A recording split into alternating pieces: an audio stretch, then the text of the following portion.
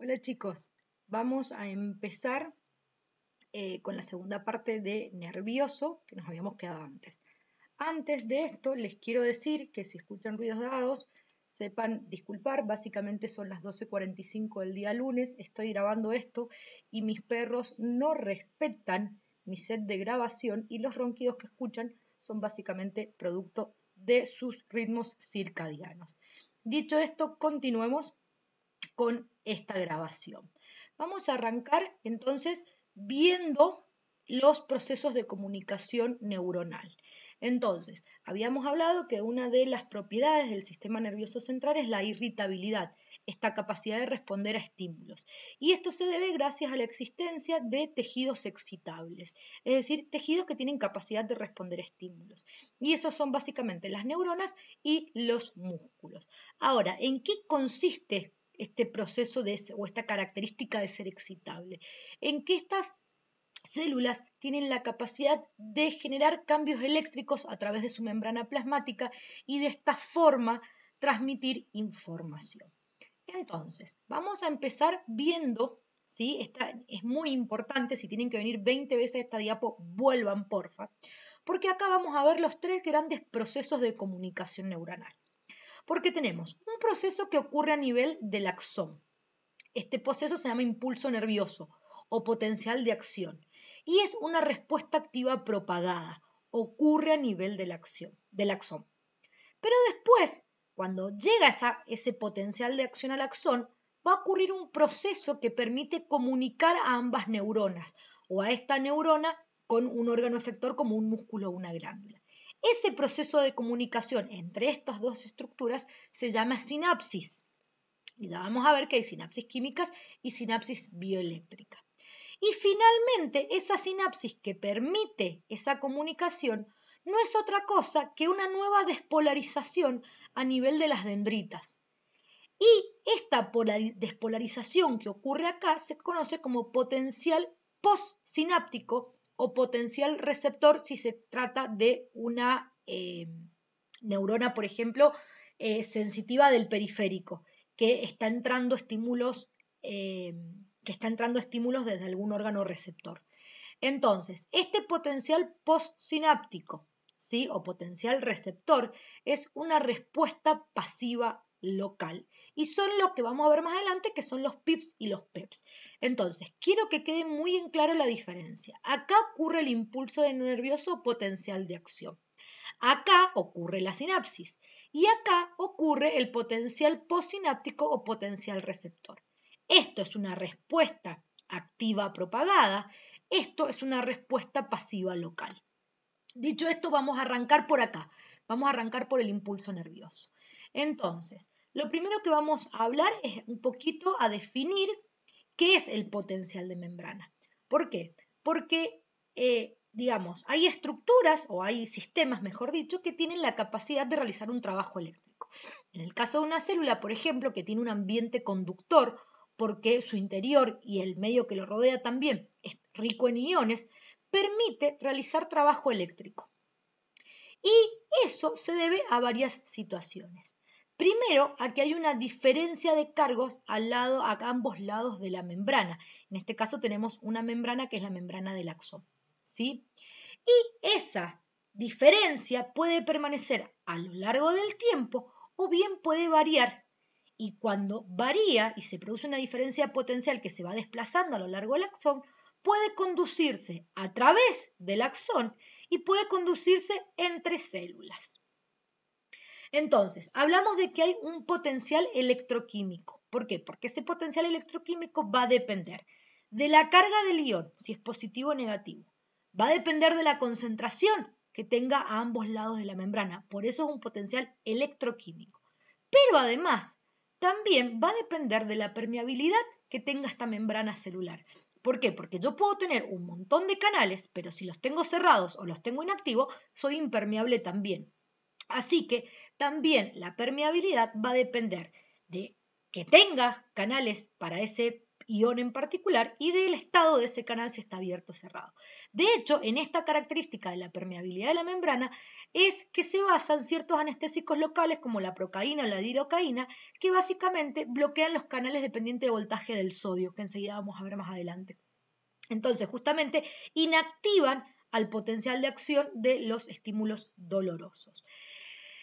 Si el potencial, como vemos acá, es diferente en dos partes del espacio, como es este caso, hablamos de que hay una diferencia de potencial.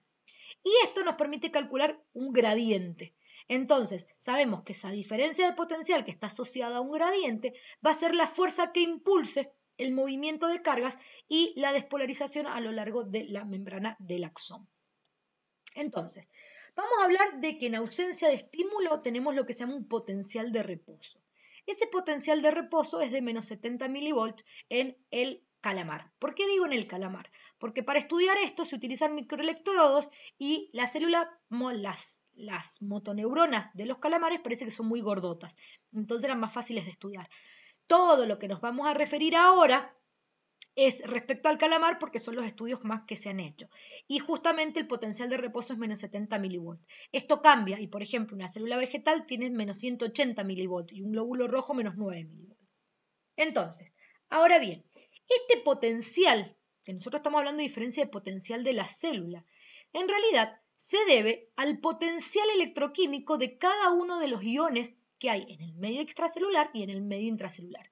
O sea, cada uno de los iones tiene un potencial electroquímico propio, que la sumatoria y la interacción mediante una ecuación que nosotros no vamos a ver, de lo que aporta cada uno de ellos, es lo que me va a dar el potencial de toda la célula o la diferencia de potencial de toda la célula.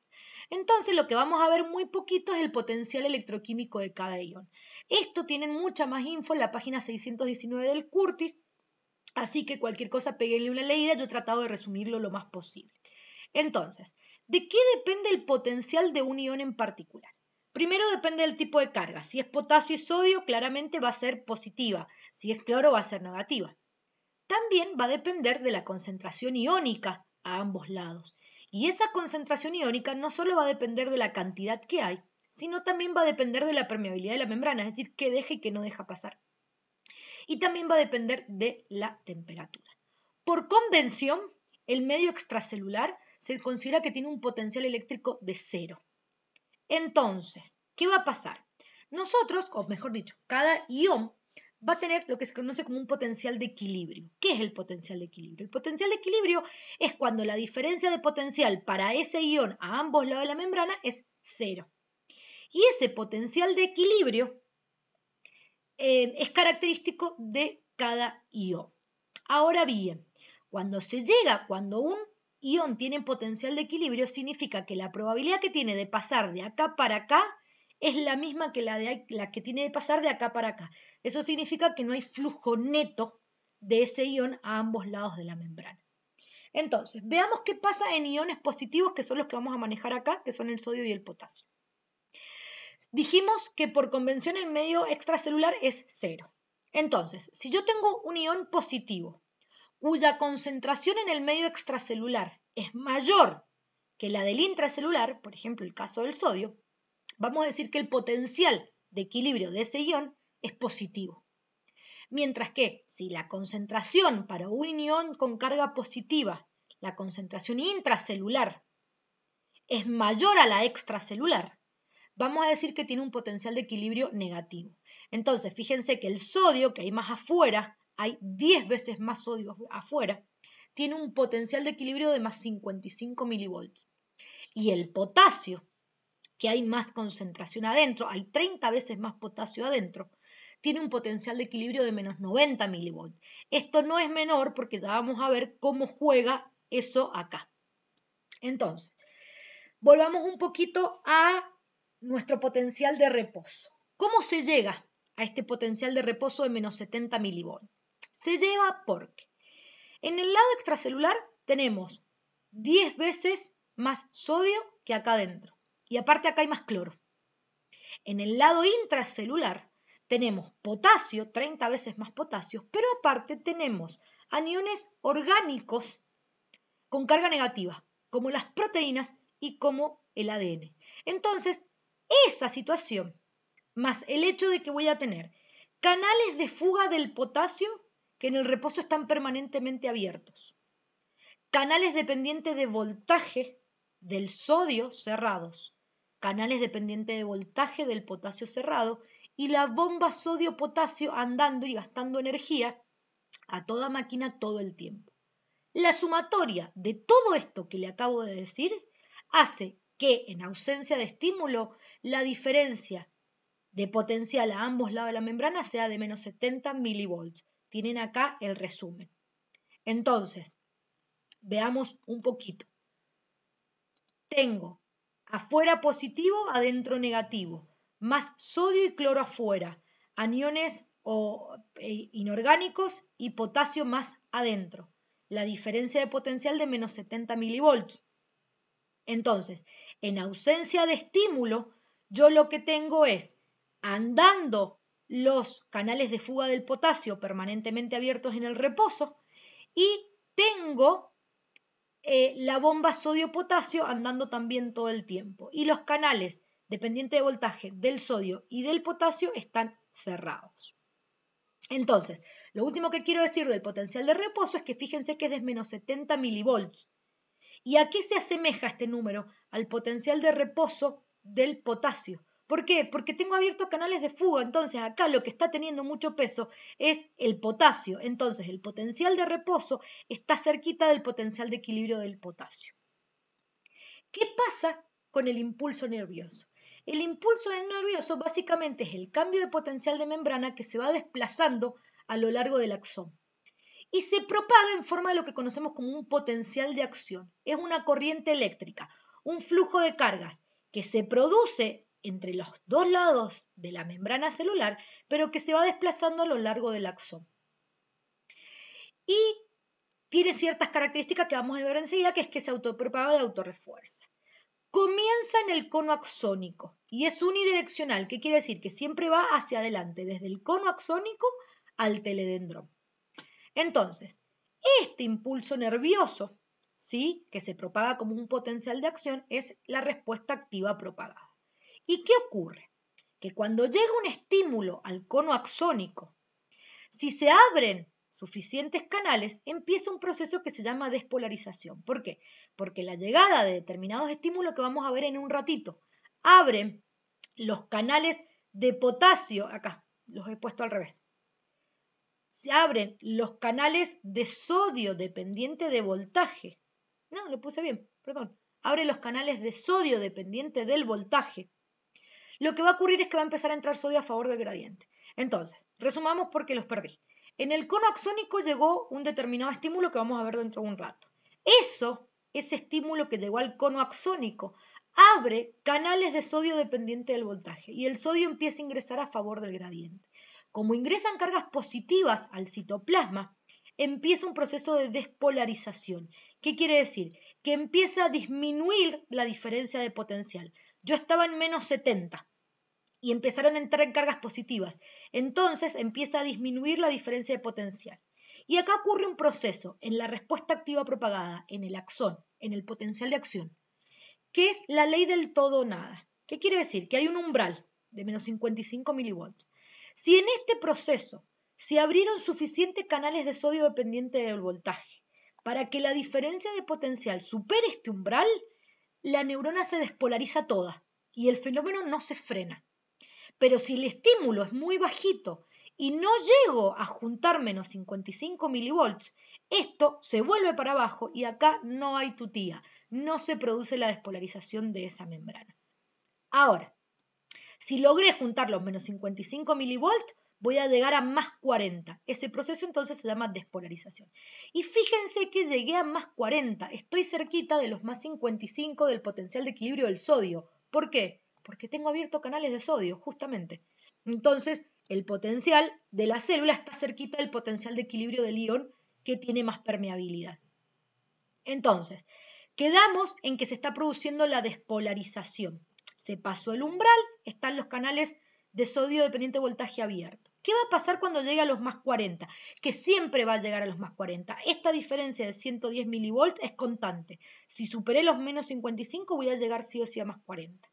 Cuando llego a los más 40 se van a cerrar los canales dependientes de voltaje del sodio y se van a abrir los canales dependientes de voltaje del potasio. Entonces ahora el potasio va a empezar a salir y como el potasio empieza a salir y empiezo a perder cargas positivas, empieza un proceso de repolarización, es decir, vuelve a polarizarse, vuelve a ponerse negativa. Y en este momento, como tengo abiertos los canales de fuga más el canal dependiente de voltaje, no solo se repolariza, sino que se hiperpolariza. Fíjense que no llega a menos 70, pasa de los menos 70. Y después el cierre del canal de potasio dependiente de voltaje y la bomba sodio-potasio que estuvo andando todo el tiempo vuelven al potencial de reposo en menos 70 milivolts. De acá, ¿qué me falta decirles? Y acá es importante lo siguiente.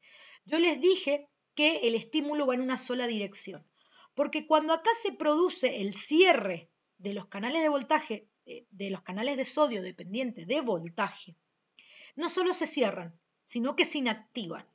Entonces van a ocurrir dos cosas. Primero es un periodo refractario en el cual por más estímulos que sigan llegando, esto va a seguir inactivo. Y segundo, como el potencial tiene posibilidades de ir para aquel lado o para este lado, porque acá aparte de los fenómenos eléctricos que estamos acá, hay fenómenos magnéticos, entonces se podría despolarizar para allá y para allá. El hecho de que esto esté inactivo, no solo cerrado, sino que esté inactivo, obliga a que todo el fenómeno vaya en una sola dirección y es hacia adelante. Entonces, para resumir el proceso, yo estoy en un reposo de menos 70 milivolts. Llega un estímulo al cono axónico. Se activan los canales de sodio dependiente de voltaje. Ingresa sodio. Se produce la despolarización de la membrana. Se va produciendo en todos los puntos la despolarización. Se cerró el canal dependiente de voltaje para el sodio. Se abren los canales dependientes de voltaje para el potasio. Entonces se produjo la repolarización de la célula. Se produce de hecho una hiperpolarización que va a terminar de llegar al potencial de reposo inicial que era en menos 70 milivolts por acción de la bomba sodio-potasio. Bien, entonces, fíjense que tenemos dos procesos. El primero es que se autopropaga. ¿Qué quiere decir que se autopropaga? Que una vez que se inició y superó ese umbral de menos 55 milivolts, indefectiblemente esto va a continuar desplazándose a lo largo de todo el axón hasta llegar al teledendro. Y la segunda quiere decir que se autorrefuerza, quiere decir que se va renovando continuamente. Bien, un pequeño detalle que es importante acá aclarar es que en realidad, porque aparte también lo decía el Curtis, esta inversión de potencial no solo afecta al área cercana, o sea, al área donde están localizados, sino que afecta a las zonas aledañas. Por esto que yo les decía recién de que también hay fenómenos electromagnéticos que hacen que no solo se despolarice la zona donde está abierto el canal, sino las zonas cercanas a esto. Y esto va a ser importante para un fenómeno que vamos a ver enseguida. La otra cuestión con la que quiero cerrar esta diapo es decirles que no hay realmente una modificación importante de concentraciones, porque los canales están abiertos muy poquito tiempo. Yo recién se me pasó, pero creo que el sodio era 0,5 milisegundos, búsquenlo, pero eso es el tiempo que están abiertos. Entonces, si bien es suficiente para que se produzca este proceso, no hay una diferencia neta de cargas a ambos lados al final de todo el proceso. Entonces, fíjense, esto es lo que yo les decía recién. Tenemos esta teoría que se llama teoría de la conducción saltatoria, bien, que se da sobre todo en los axones largos de los vertebrados. ¿Por qué?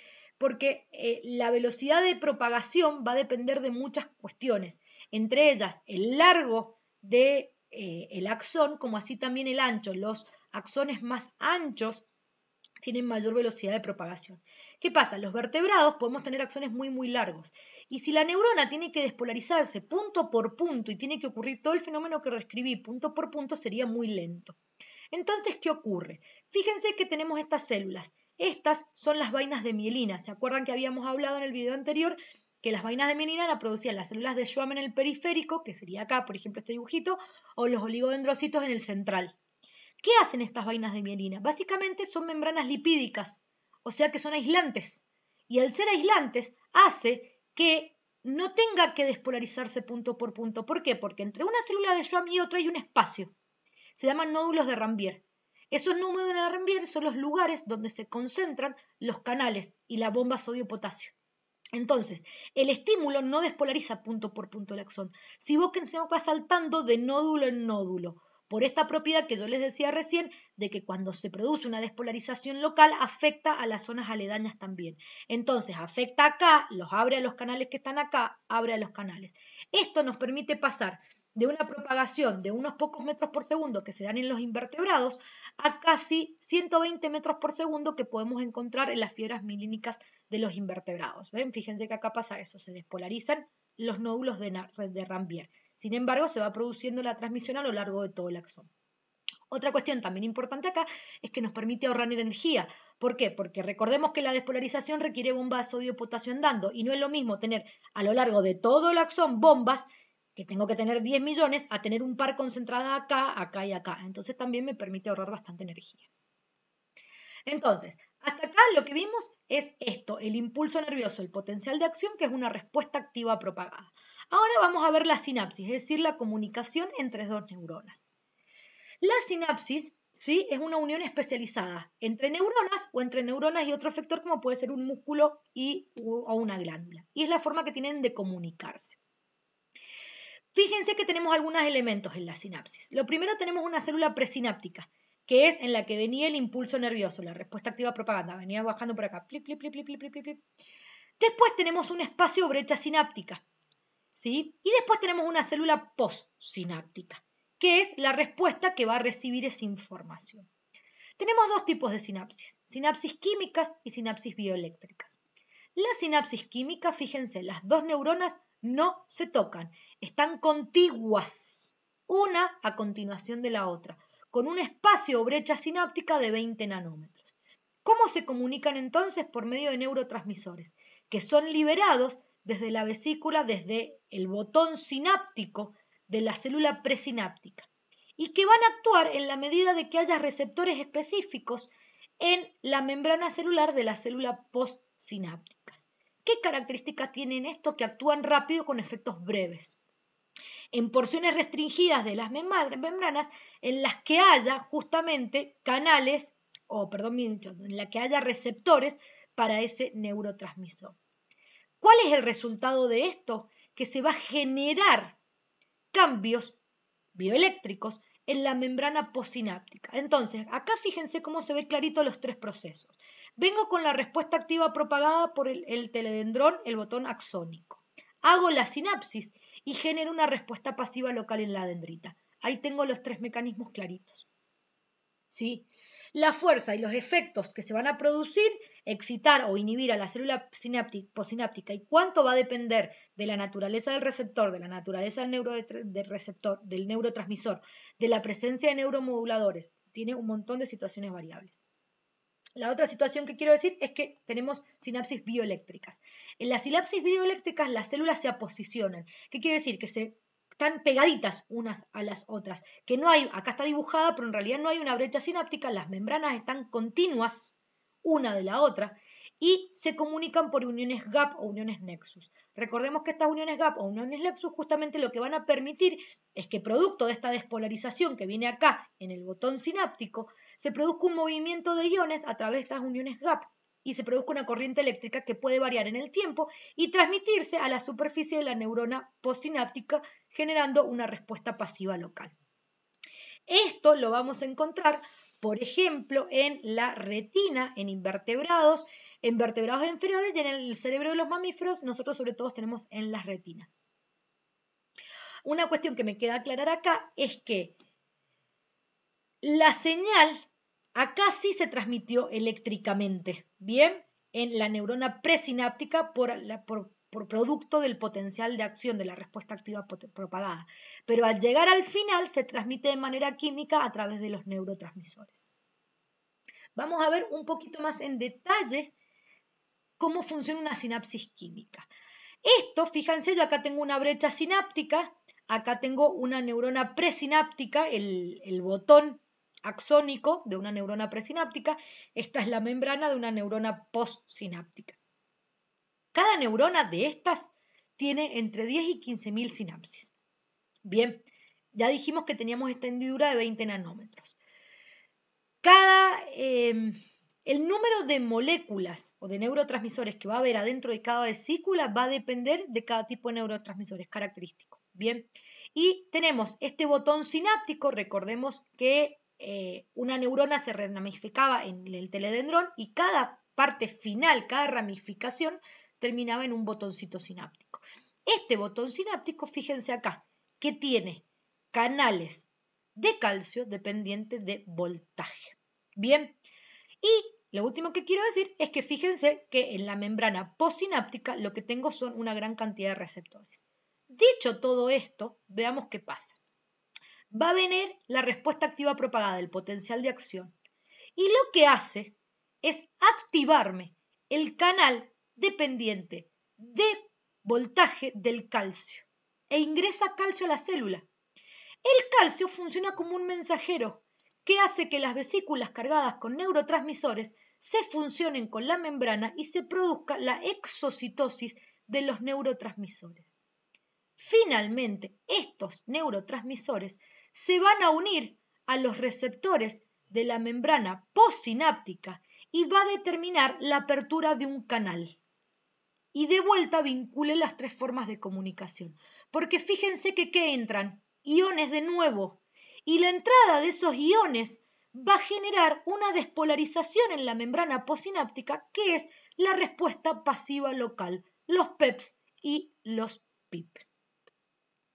Para terminar con esto, lo que me queda decir es que estos neurotransmisores pueden producirse en el soma de la neurona o pueden producirse directamente en el terminal axónico y que esto funciona durante poquito tiempo.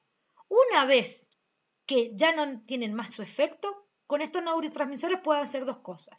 Puedo generar una inactivación enzimática y se degradan. Pueden difundir al intersticio y no generar ningún efecto, o finalmente pueden ser reabsorbidos. En este proceso de reabsorción, que puede ser reabsorbido el neurotransmisor completo o los desechos producidos por esa degradación enzimática, yo me permite reciclarlo. Otra cosa que también permite la reabsorción es que puedo reciclar las vesículas, bien, y de esa forma reciclar membrana. O puedo formarlas desde cero a las vesículas en el retículo endoplasmático liso de la neurona. Bien, ¿qué tenemos dentro de los transmisores químicos? Tenemos más de 100 sustancias diferentes que funcionan en alguna de estas cuestiones. Los tipos, los efectos que tienen descripciones en la página 627 y en la página 630 del Curti, un cuadro divino para aprenderse. Y tienen un texto sobre endorfinas en la página 628. Por favor, péguenle una ojeada. Algunos neurotransmisores ya los hemos visto. Vimos la acetilcolina en la unión neuromuscular. También lo vimos la acetilcolina y la noradrenalina. La noradrenalina en el sistema nervioso simpático. Vimos la adrenalina y la noradrenalina como aminas biógenas en la médula suprarrenal y también como neurotransmisor a nivel del encéfalo, o sea que algunos ya los hemos visto. Bien, arranquemos por neuromoduladores. Vamos a arrancar por neurotransmisores, que es lo que veníamos hablando. Los neurotransmisores, características: rápida acción y efectos breves.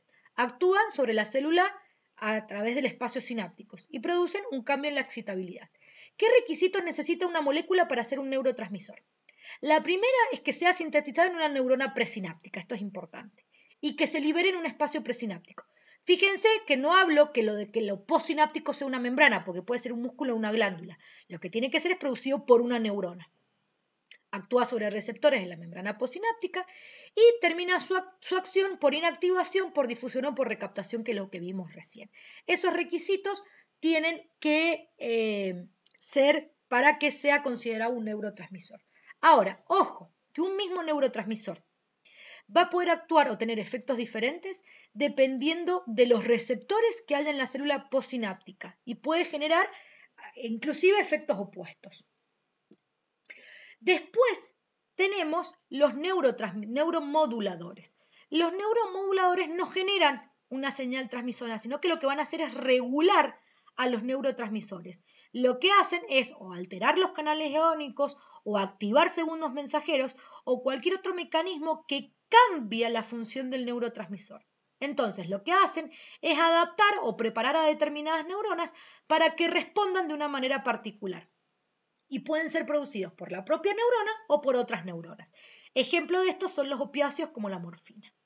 Y después tenemos las neurohormonas. No voy a entrar en detalle porque las neurohormonas nosotros ya las vimos en endocrino.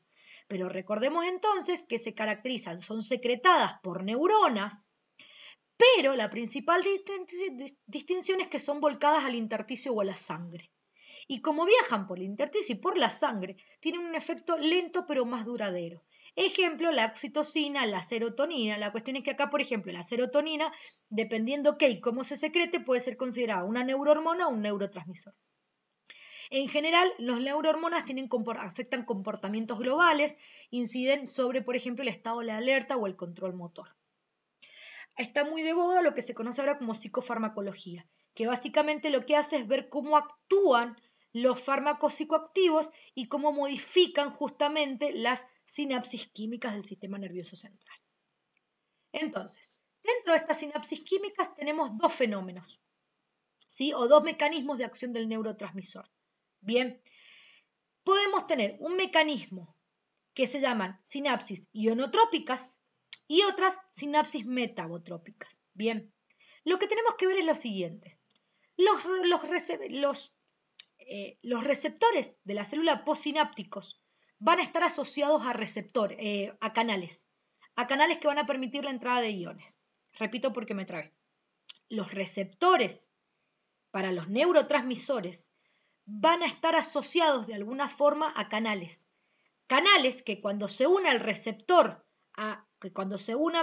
el neurotransmisor a un receptor, o sea, que es un canal dependiente de ligando, cuando se produzca la unión del ligando con el receptor, estos canales van a abrirse, ¿bien? Y van a permitir que ingresen determinados iones. ¿En qué se diferencia una sinapsis o un mecanismo de acción de un neurotransmisor ionotrópico a uno metabotrópico? Fíjense. En el caso de la ionotrópica, ¿sí? El receptor es o está asociado directamente al canal. ¿Bien?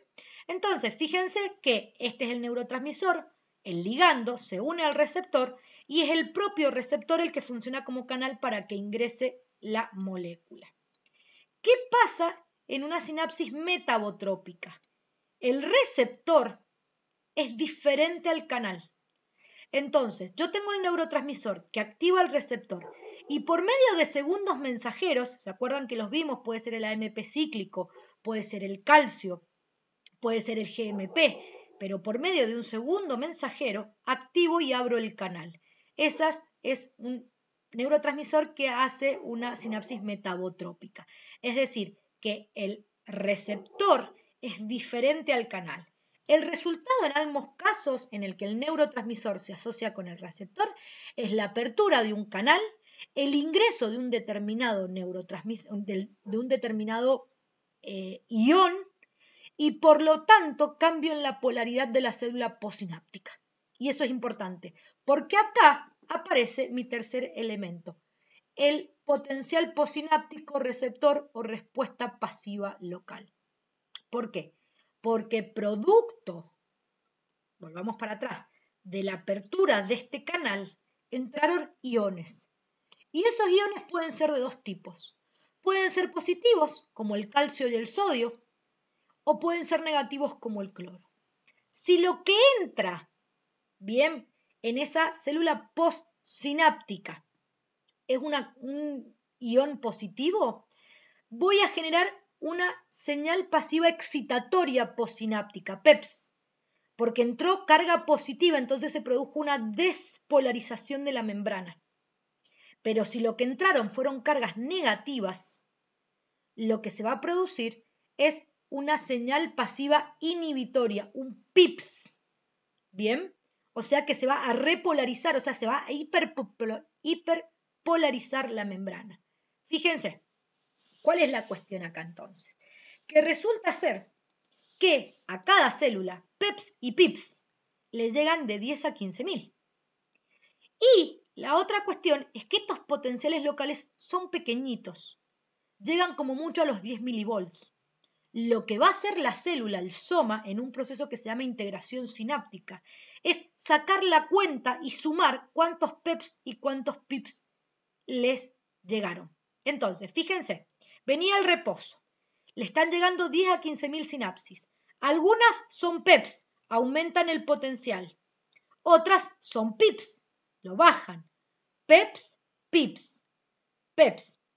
Si en esa integración sináptica que hace el soma, donde suma todos estos PEPs y PIPs, la sumatoria que le da en una unidad de tiempo supera los menos 55 milivolts, que era el umbral que tenía el potencial de acción, acá en el cono axónico, esa sumatoria determina que se abran los canales de sodio, dependientes de voltaje. Entonces, ¿qué va a empezar? Empieza el potencial de acción acá, tan sencillo como eso. Si los estímulos que llegan hace que ganen los PIPs, los potenciales inhibitorios, no llego a superar los menos 55 milivolts y por lo tanto el estímulo no se activa, porque recordemos que teníamos la ley del todo o nada. Entonces, para terminar, comparemos el potencial postsináptico con el potencial de acción. Teníamos que el potencial de acción era el que ocurría en el axón. Bien, y tenía un rango de 110 milivolts porque iba de menos 70 a más 40 milivolts. Respondía a la ley del todo nada. ¿Qué quiere decir? Que si yo no llegaba por medio de la sumatoria de PEPs y PIPs a los menos 55 milivolts, que es ese umbral, la neurona no se despolariza. Pero que si paso los menos 55, sí o sí llego a los más 40 y hago esta diferencia de 110 milivolts. La duración es muy breve, de 1 a 10 milisegundos. Bien. Y puede recorrer largas distancias porque puede ir hasta un axón que puede llegar a tener 1 metro. Bien, entonces recorren largas distancias. ¿Qué características tiene este potencial de acción? Que para diferenciar un estímulo fuerte de un estímulo débil, claramente no lo puedo hacer por la diferencia de potencial porque tengo la ley del todo o nada. Entonces lo tengo que hacer por frecuencia de estímulos. Un estímulo fuerte va a tener muchas más despolarizaciones por unidad de tiempo que un estímulo despacito. ¿Qué pasa en la respuesta pasiva local? Estas respuestas que se pueden generar en una célula receptora o en un receptor sensorial, entonces un potencial postsináptico, si se genera una sinapsis, o un potencial receptor, si ocurre en un receptor sensorial. La cuestión es que en cualquier caso es una respuesta pasiva local. Y la amplitud de la despolarización es pequeñita. Puedo ir, esa amplitud de la despolarización, acá en realidad está medio mal dibujado, puede ir de 0,1 a 10 milivolts. Ese es el rango que tiene. Entonces, la otra cuestión es que, como les estoy mostrando, tiene un rango de acción. No es la ley del todo nada como ocurría acá, que voy de menos 70 a más 40, sino que puedo ir de 0,1 a 10. Entonces, un potencial chiquito, un estímulo chiquito, capaz que tiene una despolarización de 5, mientras que un estímulo fuerte va a tener una despolarización de 9 milivolts. Esa es la gran diferencia con la respuesta pasiva local, que es variable. Bien, entonces la intensidad de un estímulo ahora sí depende de la amplitud de la despolarización en esa dendrita. Obviamente, como ya les dije, la despolarización es cortita, es en el lugar donde está el receptor de ese neurotransmisor y de unos pocos milímetros. Bien, entonces, ¿por qué? Porque recordemos que de estos a una neurona van a estar llegando entre 10 y 15.000. Bueno, con esto, bueno, entonces claramente acabamos de terminar con esta segunda parte. Nos queda ver la última, que la voy a grabar mañana porque estoy muerta. En fin, chicos, nos vemos. Chau, chau.